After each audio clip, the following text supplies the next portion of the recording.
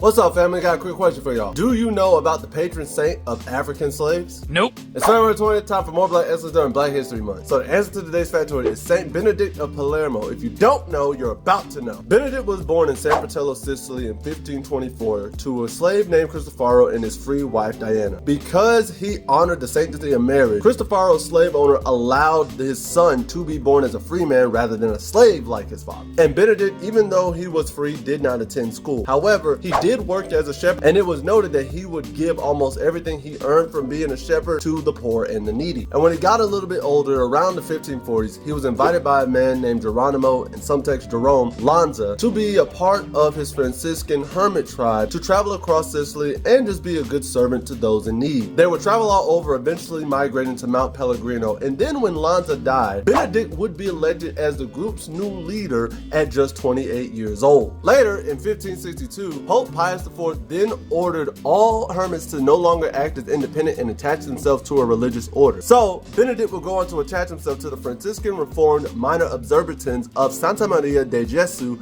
near Palermo, Sicily. He worked there as a cook but showed exceptional degree in his spiritual faith, even being noted for his wisdom, simplicity, poverty, humility, charity, and overall obedience. He would even be appointed as the master of novices and then elected as the guardian of the friary in the late 1570s. After fulfilling his service as the guardian as well as the novice master, he willingly chose to return to be a cook rather than keep the power that he had been bestowed. And then he would go on to pass away from illness on April 4th, 1589, which is the day of his feast, as well as the same day that Martin Luther King Jr. was shot in 1968. However, that wasn't the end of his story, as after his death, the Catholic Church would praise Benedict in all his work and then try to use him as the example of what a good slave should look like for their African slaves. But in actuality, Benedict became the protector and patron saint for slaves, with many confraternities being built in his honor as he served as an empowerment for those slaves to escape. So, with the fear of revolution on the rise and those slaves turning to the Protestant religion, Benedict would be beatified, which is blessed by the Catholic Church, on May 11th, 1743 by Pope Benedict XIV. Then later he would be canonized, which is when you are officially made a saint, on May 24th, 1634